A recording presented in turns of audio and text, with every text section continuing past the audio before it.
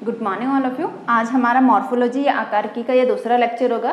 First lecture में हम root and stem की मॉर्फोलॉजी यानी जड़ और तने की आकारिकी के बारे में पढ़ चुके हैं। आज जो हम पढ़ेंगे वो पढ़ना है हमने पत्ती की आकारिकी के बारे में। अगर आपने पत्ती को ध्यान से देखा होगा तो पत्ती तने पे कैसे होती है, कुछ इस तरह की लगी हुई होती है। यानी जो तना है, मेन तना है, उसके कहाँ है, लेटरल साइड में, यानी पत्ती की जो पोजीशन होती है वहाँ कहाँ होती है, तने के पार्श्व साइड में होती है। पत्ती की जो मॉर्फोलॉजी आकार के आपको दिखाई देगी कुछ इस तरह की दिखाई। वैसे तो पत्तियों के आकार अलग अलग होते हैं, लेकिन कुछ पत्तियां ऐसे भी दिखाई देती है। पत्ती के जो भाग है वो कौन कौन से हैं? पत्ती जहाँ से तने से लगी हुई होती है, इस वाले एरिया को, इससे जहाँ से वो क्या होती है, किसी भी तने से लगी हुई होती है, उसे क्या कहा जाता है, पत्ती का आधार कहा जाता है, या हम इसे कह सकते हैं पर्णधार। पर्ण आधार, पर्ण यानी पत्ती, पत्ती का आधार। पत्ती निकलती कहाँ से है? तने पे आपने पढ़े होंगे, जब मैंने कल पढ़ाया था तने में हमने पढ़े थे क्या होते हैं, नोड और इंटरनोड होते हैं। पत्ती जो निकलती है हमेशा तने का जो नोड वाला पार्ट होता है वहां से निकलती है। हिंदी में इसको गांठ लिखा रहता है। तो पत्ती का एराइज कहाँ से, पत्ती की उत्पत्ति कहाँ से होती है? तने के लेटरल भाग में, तने के गांठ से होती है। पत्ती और तना, जहाँ से पत्ती तने से जिस भाग से जुड़ा हुआ होता है उसे पत्ती का पर्णधार या पत्ती का आधार कहते हैं। और इसे जहाँ से पत्ती क्या होती है, पर्ण से लगी हुई होती है, उसे पर्णवृंत कहा जाता है। पर्णवृंत कहा जाता है। पर्णवृंत क्या काम करता है? आप देखोगे पर्णवृंत क्या कर रहा है, ये पत्ती जो है इसको उसे आधार से लगाने का काम कर, यानी ये पत्ती को क्या करता है, पत्ती को हवा में फैलाने का काम करता है। हवा में फैलाने का काम करता है, ताकि क्या हो सके, पत्ती को क्या हो सके या प्लांट को क्या ताजी हवा मिल सके। आप साथ में देखोगे जो ये पर्णवृंत है, इसने क्या कर रहा है, पत्ती को कुछ सजा के रखा है, पत्ती को कुछ इस तरह से प्रेजेंट करा हुआ है ताकि पत्ती पे क्या ज़्यादा से ज़्यादा रोशनी प्राप्त करे। तो पर्णवृंत क्या करता है, एक तो पत्ती को हवा में फैलने में हेल्प करता है, दूसरे क्या करता है, ये पत्ती को इस तरह के सजाता है, इस तरह से सजाता है जिससे उस पर क्या करे, अधिक से अधिक क्या पड़े, सौर प्रकाश पड़े।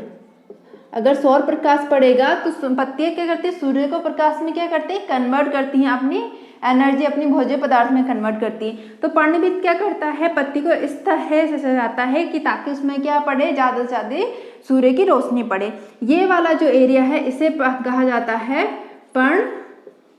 स्तरिका,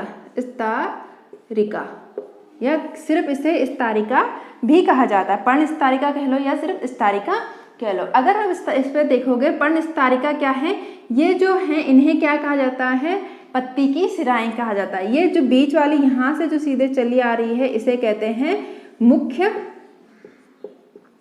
मुख्य सिरा। इसे क्या कहा जाता है, मुख्य सिरा। यानी जो पर्ण स्तरिका होती है वो सिरा और सिरिकाओं का उस पर जाल पाया जाता था। इस पे अगर मैं लिखूं तो इस पे क्या पाए जाते हैं, सिराएं, इस पे सिराओं और सिरिकाओं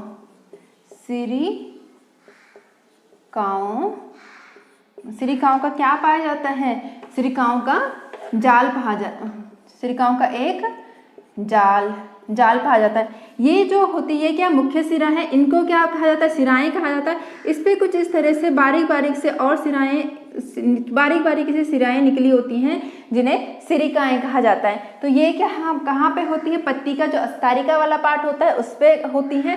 इनका कार्य क्या है, ये जो सिरा या सिरिकाएं हैं इनका अगर हम कार्य की बात करें तो ये पत्ती को क्या करी है, एक निश्चित आकार दे रही है ना। अगर ये नहीं होते तो पत्ती का अपना कोई आकार नहीं होता है। तो पत्ती को क्या करती हैं, दृढ़ता प्रदान करती हैं। पत्ती को एक तो दृढ़ता प्रदान करती हैं, दूसरा क्या होता है, जो ये पत्ती है इसका अगर हम कार्य की बात करें तो इसका कार्य क्या है, भोजन बनाना है।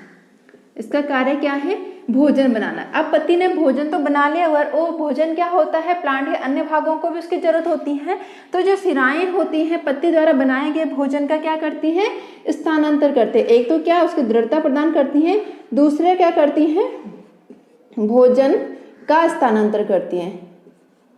स्थानांतरण करती हैं। ये क्वेश्चन एक बार पूछा भी गया था किसी एग्जाम में कि जो पत्ती पे सिराएं या सिरिकाएं होता है उनका मुख्य काम क्या होता है, उनका निम्न में से उनका कार्य क्या होता है, तो उसमें से ऑप्शन था भोजन का स्थानांतरण करना। तो बच्चों को लगा कि भोजन का स्थानांतरण तो कौन सा करता है, फ्लोएम करता है, सिरिकाएं नहीं करती हैं, तो बच्चे इसको करके नहीं आए थे। जबकि उसका सही आंसर क्या था कि जो सिराएं होता है उनका काम क्या है, भोजन का स्थानांतरण करना। तो इस तरह से आप पत्ती के ये कुछ मुख्य भाग हो गए, पत्ती के मतलब जो पार्ट हैं वो कौन कौन से पार्ट हो गए। इसके अलावा पत्ती की जो ये साइड होती हैं, पत्ती के दोनों तरफ एक पत्ती बारीक छोटी सी पतली सी पत्ती नुमा संरचनाएं दिखाई देती हैं, जिसे कि हम अनुपर्ण कहते हैं। अनुपर्ण कहती हैं। अनुपर्ण क्या है, पूछा जा सकता है कि पत्ती में अनुपर्ण क्या है। अनुपर्ण क्या है, हरी पत्ती छोटी पत्ती नुमा संरचना है जो नोड या वृत्त के दोनों तरफ लगी हुई होती हैं, उसे क्या कहा जाता है, उसे क्या कहा जाता है, उसे अनुवृत्त कहा जाता है, उसे अनुपर्ण कहा जाता है। अगर आप देखोगे पत्ती का लगने का क्रम कौन सा है, आप देखोगे कि ये स्टेम है तो होता क्या है, पहला स्टेम छोटा रहता है, पत्ती कुछ इस तरह से लगती है, क्रम अलग अलग हो सकता है, कुछ इस तरह से लगती है, फिर ये स्टेम आगे बढ़ता है, पत्ती इसमें और ज़्यादा पत्तियाँ आना शुरू होती है, इस तरह से और आगे बढ़ता है और ये इस पर और ज़्यादा पत्तियाँ आनी शुरू जाती है, यानी पीछे से आगे की ओर पत्तियाँ बढ़ रही है। आप देखोगे जो आगे की पत्ती होती है वो क्या होती है, छोटी होती है इन कंपेरिजन टू जो पीछे की पत्ती होती हैं। जो पीछे की पत्तियां होती हैं वो बड़ी होती हैं और थोड़ा ज़्यादा हार्ड होती हैं, ओल्ड पत्तियां होती हैं, और जो आगे की पत्तियां होती हैं वो छोटी होती हैं। तो इस प्रकार का जो पत्तियों का लगने का क्रम होता है इसे कहा जाता है अग्रभिसारी क्रम। अग्रभिसारी क्रम। ये आने लायक क्वेश्चन है कि पत्तियों का प्लांट में पत्तियों के लगने को क्रम को क्या कहा जाता है, क्या कहा जाता है, अग्रभिसारी क्रम कहा जाता है। क्यों, पत्तियां लगातार आगे की ओर बढ़ती जा रही हैं। नई पत्तियों का आकार छोटा होता है, जो पुरानी पत्तियां होती हैं उनका आकार नई पत्तियों के आकार से कुछ बड़ा होता है। अगर हम, ये तो हो गई पत्ती, अगर हम पत्ती में एक बीजपत्री और द्विबीजपत्री प्लांट जो होते हैं दो प्रकार के होते हैं, एक बीजपत्री और दो बीजपत्री, और दोनों में पत्तियों की जो संरचना है वो अलग अलग होती हैं। पत्तियों में अगर हम एक बीजपत्री की बात करें,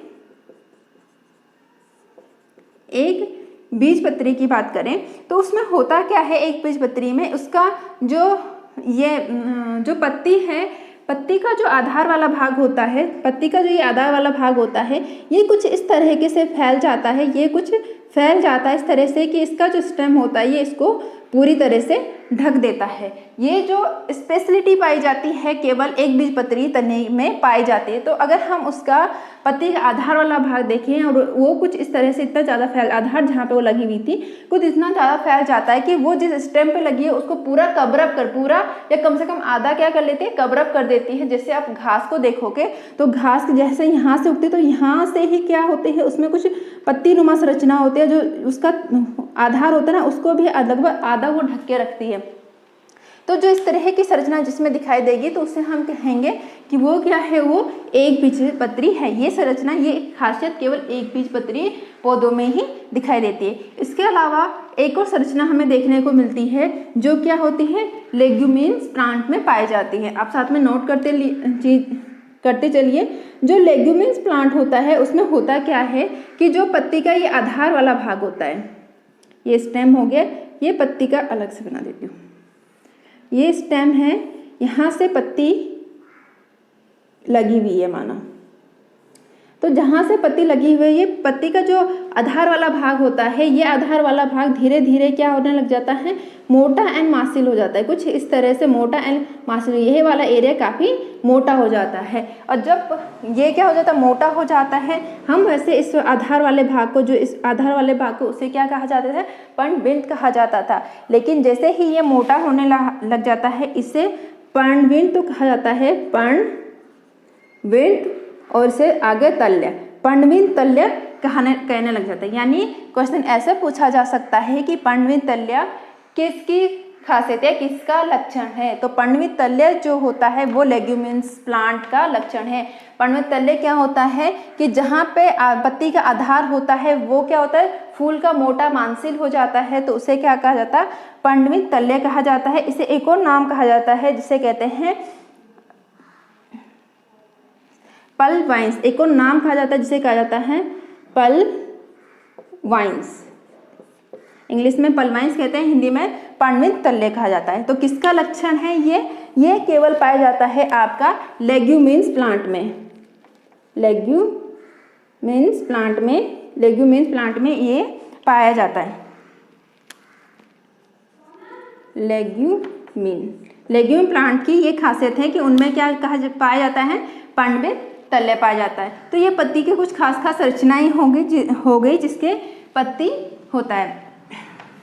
इसके अलावा अच्छा एक चीज़ हो रहा है कि जो ये होता है, क्या होता है, इससे सिराएं जो होती हैं भोज्य पदार्थ, बोला मैंने यहाँ पे भोज्य पदार्थ तो करती हैं, साथ में जो जल आता है, जाइलम से जो जल पहुंचाया जाता है, जल हो गया, खनिज लवण है, उनका भी स्थानांतर करते हैं। कई बार आपने सोचा कि सिर्फ भोजन का ही करते हैं, क्योंकि भोजन क्या करता है, पत्तियां बनाते हैं उससे खुल जाती नहीं, जो जड़ों से क्या होता है, जलन खनिज लवण आते हैं, उनका भी यहाँ तक जो पत्ती यहाँ पे पहुंची तो आगे पहुंचाने का काम, जो मुख्य सिरा होगी, फिर इसकी बारीक बारीक सिराएं होगी, ये पत्ती के आखिरी छोर तक पहुंचाने का काम भी करती हैं। क्योंकि अगर भोजन बनाना है पत्ती को तो जल और खनिज लवणों की भी आवश्यकता होगी।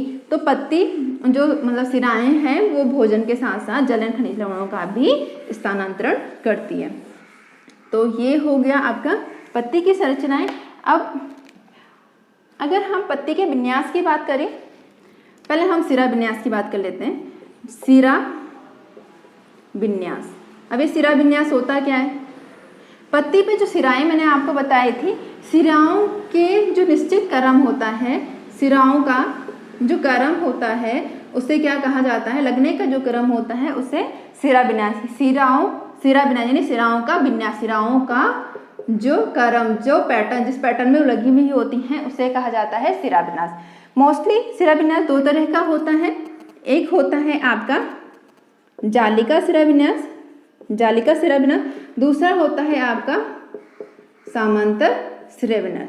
जालिका सिरा विन्यास कुछ इस तरह से, ये आपकी पत्ती है, मान लो ये पत्ती है, ये आपकी मुख्य सिरा है, इसमें ये दूसरी ये मुख्य सिरा होगी, ये सिराएं होगी, और ये इस पे निकली हुई कुछ इस तरह के सिरिकाएं होती है। पूरा ऐसा जालीनुमा क्या होता है, पैटर्न बना हुआ होता है। इस तरह से पूरा जालीनुमा पैटर्न बना, जहां आपको इस तरह का जालीनुमा पैटर्न दिखाई देगा उसे बोलते हैं जालिका सिरा विन्यास। जबकि समांतर सिरा विन्यास में क्या होता है, ये आपकी अगर पत्ती है उसकी पत्ती भी कुछ आपको लंबी से दिखाई देगी, इसमें इसकी जो सिराएं होती हैं एक दूसरे के समांतर क्रम होते हैं, कोई भी सिरा आपको एक दूसरे को काटती हुई नहीं दिखाई देगी। जबकि इसमें जो सिराएं होती हैं यहाँ से निकलती होती एक दूसरे को काट भी सकती हैं, और उसमें बहुत सारी बारी बारी बीच में सिराएं दिखाई देती हैं।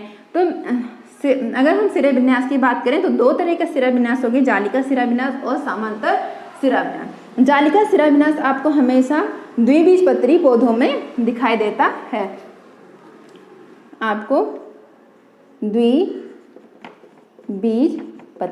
यानी द्विबीजपत्रियों का सिरा विन्यास कैसा होता है, जालिका सिरा विन्यास होता है, और एक बीजपत्रियों का सिरा विन्यास कैसा होता है, एक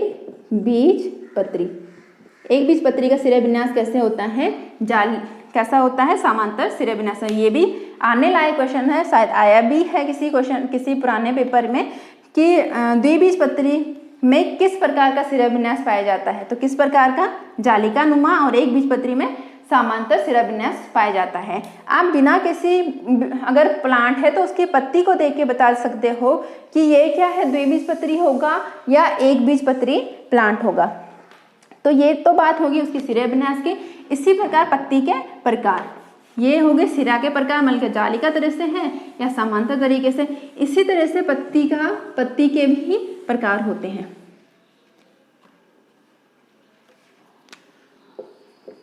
पत्ती के प्रकार, अगर हम पत्ती के प्रकार की बात करें तो पत्ती के मेनली दो प्रकार पाए जाते हैं।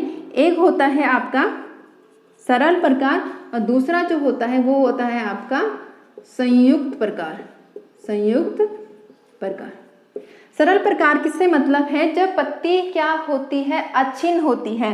कैसी होती है, अच्छिन्न होती है। अच्छिन्न से मतलब है कि वो टूटी फूटी ना हो, अच्छिन्न होती है, या अगर वो थोड़ी बहुत कटी भी हुई हो तो वो मध्य सिरा तक कटी हुई नहीं होनी चाहिए। अभी डायग्राम के थ्रू समझाती हूँ आपको, पहले समझ लीजिए। सरल का मतलब है जब पत्ती क्या होती है, अच्छिन्न हो, या अगर वो कटी हुई है कटी हुई है तो कैसी नहीं होनी चाहिए, मध्य सिरा तक नहीं होनी चाहिए, मध्य सिरा तक ना हो। पहले तो अच्छिन होनी चाहिए, अक्षिण अगर नहीं भी है तो मध्य सिरा तक कटी हुई नहीं होनी चाहिए। माना मतलब पत्ती कैसी होनी चाहिए, इस तरह से सिंपल होनी चाहिए। ये क्या है आपकी सरल पत्ती, माना ये तना है यहाँ से लगी हुई है, ये आपकी सरल पत्ती है। मतलब जब नोड है, नोड से आपको एक ही पत्ती या एक नोड पे दो ही पत्ती देखें, पूरी सरल पत्ती होनी है। या कटी हुई है तो कैसे, मध्य सिरा। मध्य सिरा कौन सी है, ये वाली इसकी क्या कही जाएगी, मध्य सिरा है। या कटी हुई है तो मध्य सिरा तक नहीं होनी, मतलब आपने इस तरह की पत्ती कुछ अवश्य देखी होगी, इस तरह की पत्तियां,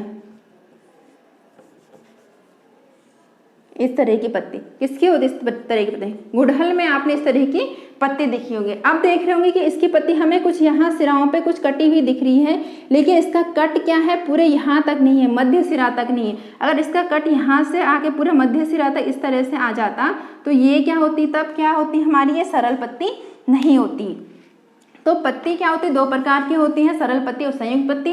सरल पत्ती क्या होती है, जो अच्छी हो या अगर कटी हुई है तो मध्य सिरा तक कटी हुई नहीं होनी चाहिए। इसके एग्जाम्पल, एक तो मैंने अभी अभी बता दिया, गुड़हल इसका एग्जाम्पल हो गया। दूसरा इसके एग्जाम्पल आम, अमरूद। आपको इस तरह से बहुत से इसके एग्जाम्पल देखने को मिल जाएंगे। संयुक्त पत्ती की बात करें तो संयुक्त पत्ती का मतलब है कि जो पत्ती क्या होती है, कटी फटी हुई होती है, यानी उसका जो कट आता है वो कहाँ तक होता है, मध्य सिरा तक होता है। यानी जो उसकी पत्ती का क्या कटा होना है, स्तरिका, जो स्तरिका है वो क्या होता है, कटा हुआ होता है। यानी कि पत्ती कुछ इस तरह से होती है, जैसे उसकी ये वाली पत्ती होनी थी, अगर इस तरह से होती तो क्या होता, सरल पत्ती होती। लेकिन उसकी स्तरिका क्या होती है, यहाँ से कटकर पूरे मध्य सिरा तक कट जाती है, यहाँ से कटती है पूरे मध्य सिरा तक कट जाती है, पूरे मध्य से कट लगता है और ये कट पूरा मध्य सिरा तक आ जाता है, कट लगता है सिरा पूरा मध्य सिरा तक आ जाता है। तो इस तरह की जो पत्ती होती है वो संयुक्त पत्ती होती है। कुछ इस तरह से आपको दिखाई देगी, जो एक क्या होगी, नोड तक होगी, ये उसकी मुख्य सिरा होगी, मुख्य सिरा होगी। और मुख्य सिरा के आपको ऐसा लगेगा कि बहुत सारी क्या हैं, छोटी छोटी पत्तियां निकली। ये छोटी छोटी पत्तियां ना होगी, ये क्या होती हैं, एक ही पत्ती होती है, लेकिन उसकी स्तरिका क्या होती है, कट जाने के कारण हमें ऐसा लगता है कि बहुत सारी छोटी छोटी पत्तियां हैं। इस तरह की संरचना आपको दिखेगी। ये नीम के पेड़ में आपको ये वाली संरचना इजीली देखने को मिल जाती है। इस तरह से आपके एक यहाँ से निकली होगी, दूसरी आपको यहाँ से मुख्य सिरा होगी, उसमें क्या होंगी, इस तरह से आपको छोटी छोटी पत्तियां देखने को मिल जाएंगी।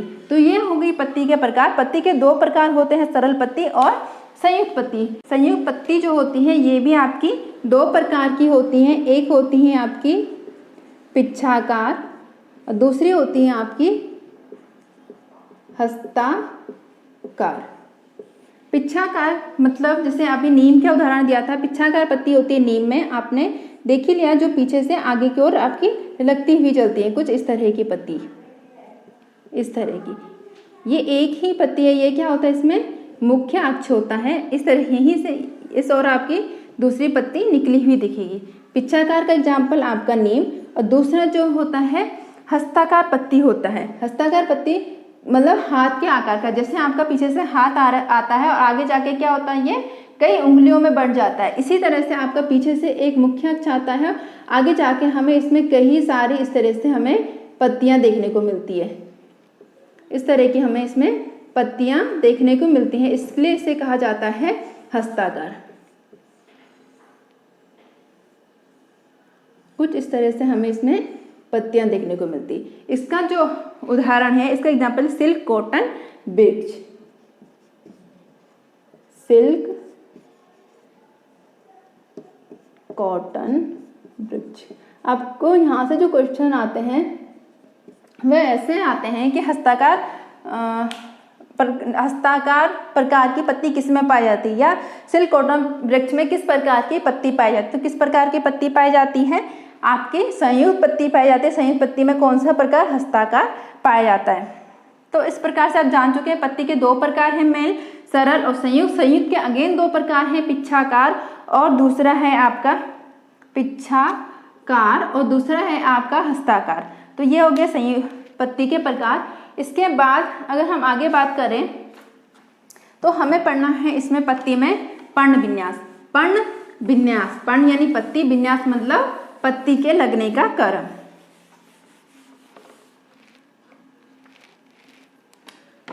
अगला जो होगा हमारा पर्ण विन्यास।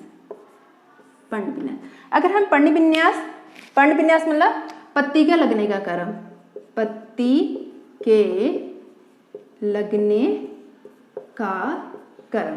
इस बोलने का मतलब है कि पत्ती जो है वो वृक्ष पे या उसकी जो शाखा है उस पे किस क्रम में लगी हुई है, इसे पर्ण विन्यास कहते हैं। पर्ण विन्यास की बात करें तो पर्ण विन्यास 3 प्रकार का होता है। एक तो होता है एकांतर पर्ण विन्यास। एकांतर पर्ण विन्यास का मतलब है जब क्या होता है, एक नोड में एक पत्ती लगी हो, एक नोड में जब एक ही पत्ती लगी हुई होती है तो इसे बोलते हैं एकांतर पर्ण विन्यास। होता कैसे है, जैसे ये शाखा है तो इसमें एक नोड है, इस नोड से एक पत्ती आई, अगली नोड है, इस नोड से अगली पत्ती आई, अगला नोड है, अगली नोड से अगली पत्ती आई। आप देख रहे हो एकांतर मतलब एक के अंतर में एक आया, फिर यहाँ पे दूसरी पत्तियाँ से उसका अंतर है वो नहीं है, दूसरी पत्ती है, फिर दूसरी इस साइड से है, तीसरी इस साइड से, चौथी इस साइड से आ गई। एकांतर से बोलते हैं अल्टरनेटिव पर्ण विन्यास भी कहा जाता है, इसे अल्टरनेटिव या एकांतर पर्ण विन्यास कहेंगे। इसका एग्जाम्पल जो अल्टरनेटिव या एकांतर पर्ण विन्यास हमें देखने को मिलता है, ये हमें मेनली दिखता है आपका, इसका एग्जाम्पल हो जाएगा एक तो सरसों, दूसरा इसका एग्जाम्पल हो जाता है गुड़हल, और तीसरा है सूरजमुखी। इस चैप्टर के एग्जाम्पल बहुत ज़्यादा इंपॉर्टेंट हैं, ज़्यादा क्वेश्चन एग्जाम्पल से ही बनते हैं ये चीज़ें समझने के लिए कि होती कैसे हैं। देखिए अगर पेपर उठा के देखेंगे आप प्रीवियस ईयर का या कोई सा भी जिसमें बायो आ रखी होगी तो आप देखोगे कि ज़्यादा जो क्वेश्चन बन रहे हैं वो एग्जाम्पल से बन रहे हैं। जैसे इसमें से पूछेगा कि सरसों में किस प्रकार का पर्ण विन्यास पाया जाता है, तो सरसों में किस प्रकार का पाया जाता है, एकांतर पर्ण विन्यास पाया जाता है। ऐसे बहुत कम हुआ होगा, मैंने तो नहीं देखा किसी पेपर में कि इस तरह से पूछा हुआ होगा कि एकांतर पर्ण विन्यास क्या होता है। मोस्टली मैंने एग्जाम्पल ही देखे हैं जहाँ से क्वेश्चन पेपर में बने हुए हैं। चलो अगला टॉपिक देखें, एकांतर पर्ण विन्यास। दूसरा होता है सम्मुख पर्ण विन्यास। सम्मुख पर्ण विन्यास, सम्मुख मतलब सामने, मुख के आमने सामने बना हुआ पर्ण विन्यास। इसमें होता क्या है, इसमें एक नोड से आपकी 2 पत्तियां निकलती हैं। एक नोड से कितनी पत्तियां निकलती हैं, 2 पत्तियां निकलती हैं, जबकि एकांतर में एक नोड से एक ही पत्ती निकलती है। जैसे अगर ये आपका स्टेम है और यहाँ पे आपकी नोड है तो इससे 2 पत्तियां, एक पत्ती इसके लेफ्ट साइड में और एक पत्ती इसके राइट साइड में निकली। अगला नोड होगा तो एक पत्ती लेफ्ट साइड में और दूसरी पत्ती जो होंगी इसके राइट साइड में निकलती है। आप देख रहे हैं पत्ती कैसे आमने सामने है, इसलिए इसको बोलते हैं क्या, सम्मुख। इंग्लिश में कहा जाता है इसे अपोजिट। तो अपोजिट एक दूसरे के अपोजिट हैं या एक दूसरे के मुख के सामने हैं, तो ये हो गया सम्मुख पर्ण विन्यास। एकांतर में आप देख रहे थे एक नोड पे एक ही पत्ती है और एकांतर एक एक को छोड़ के इसमें पत्ती का विन्यास लगा हुआ है। अगर आप देखोगे सम्मुख पर्ण विन्यास, तो सम्मुख पर्ण विन्यास आपने ओक का या आंख बोलते हैं, जैसे आंख का पेड़ अवश्य देखा होगा, घरों का बाहर अक्सर लोगों ने लगाया रहता है, तो उसके अगर पत्तियों को आप देखोगे तो उसमें कैसी पत्ती दिखाई देगी आपको, सम्मुख पत्ती दिखाई दे। ऑक का जो इसका दूसरा नाम है इसे कहा जाता है कोलोट्रोपस,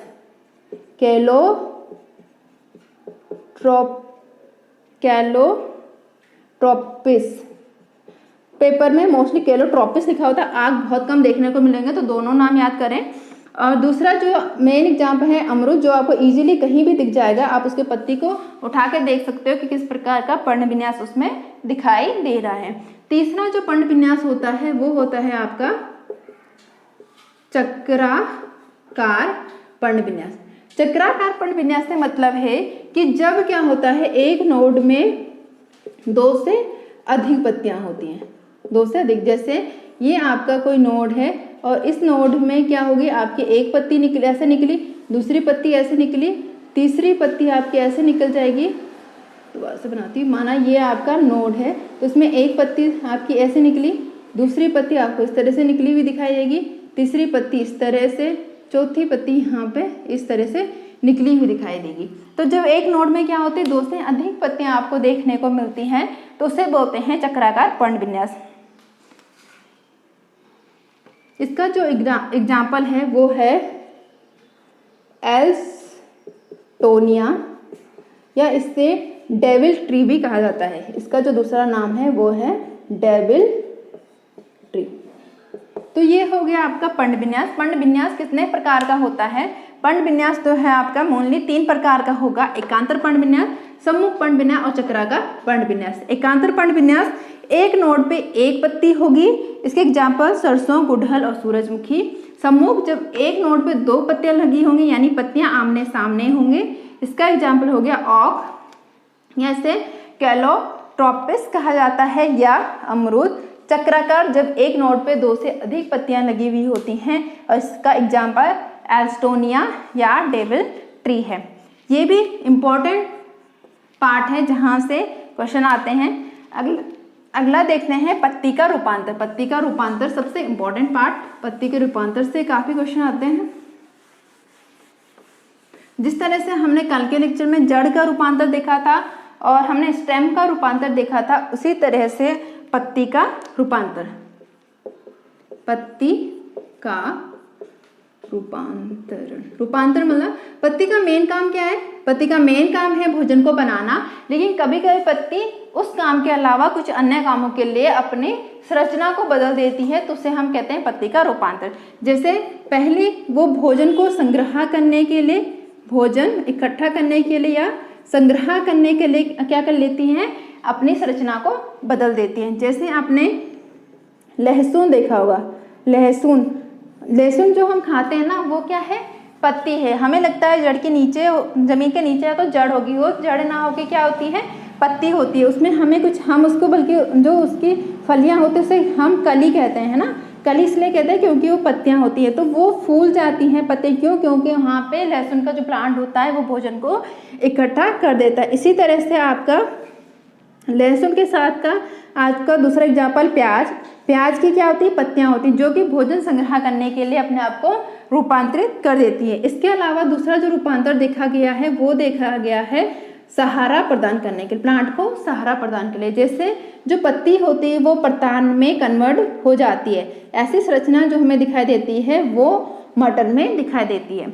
कल जब मैं आपको तना पढ़ा रही थी तो तना का एक बार रूपांतर आया था। तना किसमें रूपांतर हो जाता था? प्रतान में रूपांतर हो जाता था। एग्जाम्पल आप मुझे नीचे कमेंट में बताना कि मैंने क्या एग्जाम्पल दिया था। तब मैंने कहा था हर बार प्रतान क्या होगा? तना नहीं होता है, कई बार प्रतान क्या होता है? पत्ती भी होता है। तो यहाँ पे आप देख रहे हैं जो मटर का प्रतान है वो क्या है? तना ना होके क्या है? पत्ती है। तो ये पत्ती क्यों कन्वर्ट हो जाती है? ये मटर के पौधे को क्या देने के? सहारा देने के लिए। जब आसपास उसे कुछ मटर का पौधा अगर जब बिल्कुल यंग स्टेज में होता है, सीधा खड़ा ना हो पाए, तो उसमें कुछ इस तरह के प्रतान लगे होते हैं, वो आसपास की किसी संरचना से लपेट कर पौधे को आगे बढ़ने में हेल्प करता है। तो ये हो गया प्रतान, मतलब सहारा देने के लिए। इसके अलावा जो आप देखोगे तो कई बार जो पत्तियाँ होती हैं वो रक्षा के लिए या पौधे की रक्षा के लिए या जानवरों से रक्षा के लिए अपने आप को क्या कर देती हैं? कन्वर्ट कर देती है। जैसे कि पत्तियां क्या होती हैं? कांटों में कन्वर्ट हो जाती है। मेन आपने कैक्टस जरूर देखा होगा। कैक्टस के अगर आपका उसका मासल तना देखोगे तो उसमें क्या होता है? इस तरह से छोटे छोटे कांटे लगे होते हैं। वो कांटे एक्चुअली कांटे ना होके वो क्या है? आपकी पत्ती होती है। पत्ती जो है वो कांटों में क्या हो जाती है? चेंज हो जाती हैं। इस तरह से कैक्टस हो गया। और आप देखोगे कई बार क्या होता है कि जो पत्ती होती है ना, पत्ती की जो आयु होती है या हम कहें पत्ती की जो संरचना होती है वो क्या होती है? बहुत छोटी होती है। पत्ती की आयु या उसकी जो संरचना होती है बहुत छोटी होती है। इसलिए जो पत्ती का क्या होता है? पर्णवृंत होता है, वो क्या होता है? फैल जाता है, फैलकर चौड़ा हो जाता है। और पत्ती का जो काम होता है क्या? भोजन बनाना। और ये फैलकर क्या होता है? भोजन बनाने की प्रक्रिया शुरू कर, भोजन बनाने लगता है। क्या बोला मैंने, कई बार पत्ती तो रूपांतरित होता है, कई बार पत्ती इतनी ज़्यादा रूपांतरित हो जाती है कि उसकी आयु क्या हो जाती है, बहुत छोटी हो जाती है, या वो इतनी छोटी होती है कि वो प्लांट के लिए जो उसका काम है भोजन बनाने का वो काम नहीं कर पाते, वो प्रॉपर उतना भोजन नहीं बना पा रहे जितना उस प्लांट को जरूरत है। तो क्या होता है, पत्ती का जो पर्णबिंद होता है, पर्णबिंद आप जान चुके हैं, जिससे कि स्तरिका जो होती है आपके आधार से चिपकी हुई होती है। तो जो ये पर्णबिंद होता है ये कुछ इस तरह, ये कुछ यहाँ से फैल जाता है, इस तरह से फैल जाता है, इस तरह से फैल जाता है, चौड़ा हो जाता है और क्या करता है, प्रकाश संश्लेषण की क्रिया को शुरू कर देता है, भोजन बनाना शुरू कर देता है। इसके अलावा कई बार क्या होता है कि पौधा क्या होता है, भोजन संग्रह करने के लिए, दूसरों के लिए भोजन संग्रह करने के लिए, कई बार क्या होता है कि अपनी आवश्यकता की पूर्ति करने के लिए, लिख सकते हैं अपनी आवश्यकता की पूर्ति के लिए वो क्या हो जाते हैं, क्या कर जाते हैं, अपनी आवश्यकता की पूर्ति के लिए क्या हो जाता है, वो चेंज होता है। जैसे किसमें देखा जाता है, कीटहारी पौधों में। कीटहारी पौधों की बात करें तो उनकी जो पत्तियां होती हैं कुछ इस तरह से चेंज हो जाती हैं, उनकी पत्तियां जो होती हैं कुछ इस तरह से चेंज हो जाती हैं, यानी इसे बोलते हैं घड़ाकार में चेंज हो जाती है, यानी कि पत्तियां कुछ इस तरह से होती है जैसे घड़े का आकार होता है। क्यों, क्योंकि ये जो होते हैं कीट पतंगों, कीटाहारी इसलिए कहा जाता है, कीटाहारी मैंने कीटों को हारी यानी कीटों का आहार लेने वाले, कीटों को खाने वाले पौधे। तो ये क्या करते हैं, जैसे ही कोई कीट यहाँ पे आके बैठता है तो इसका जो ढक्कन होता है इसे तुरंत बंद कर देते हैं। माना अगर उसका ये घड़ा है और ये उसका क्या है, ऊपर की लीफ है, ऊपर के इसका टोपा है, तो जैसे यहाँ पे क्या होगा, कोई भी कीट आएगा तो ये तुरंत से उसका क्या कर देते हैं, अपना जो ऊपर का ढक्कन होता है बंद कर देते हैं, वो कीट उसी के अंदर रह जाता है और धीरे धीरे करके क्या करते हैं, उस कीट से वो न्यूट्रिशन प्राप्त करते हैं। ये ऐसा करते क्यों है, ये जो कीट होते हैं कीट से केवल नाइट्रोजन की पूर्ति करने के लिए ऐसा करते हैं। क्यों, क्योंकि जो ये कीटाहारी प्लांट होते हैं ये ऐसी जगहों पे उगते हैं जहाँ नाइट्रोजन की कमी होती है, फिर ये अपनी बॉडी की नाइट्रोजन की आवश्यकता को पूरा करने के लिए कीट पतंगों को खाते हैं, इसलिए इन्हें कीटाहारी कहा जाता है। क्वेश्चन बहुत ज़्यादा इंपॉर्टेंट है, बार बार पूछा गया है कि कीटाहारी पौधे कीट पतंगों को क्यों खाते हैं, क्यों खाते हैं, अपनी नाइट्रोजन की आवश्यकता को पूरा करने के लिए। कई बार होता है कि अपनी भोजन की आवश्यकता को पूरा करने के लिए, उसमें बहुत सारे भोजन से रिलेटेड ही क्वेश्चन होंगे, लेकिन वो अदर्स जो उसकी रिक्वायरमेंट है उनके लिए नहीं, वो सिर्फ नाइट्रोजन की रिक्वायरमेंट को पूरा करने के लिए कीट पतंगों को खाते हैं। इस तरह से आपका यहाँ पे जो होते हैं पत्ती की मॉर्फोलॉजी कंप्लीट होती है। इसके अलावा फ्लावर की मॉर्फोलॉजी वो हम नेक्स्ट लेक्चर में पढ़ेंगे। तब तक आप वीडियो को ज़्यादा से ज़्यादा सब्सक्राइब करें, अगर आप पहली बार चैनल पे आए तो सब्सक्राइब करें और जो वीडियो ज़्यादा से ज़्यादा शेयर करें ताकि ज़्यादा से ज़्यादा लोगों को मिले। Please, thank you, keep watching.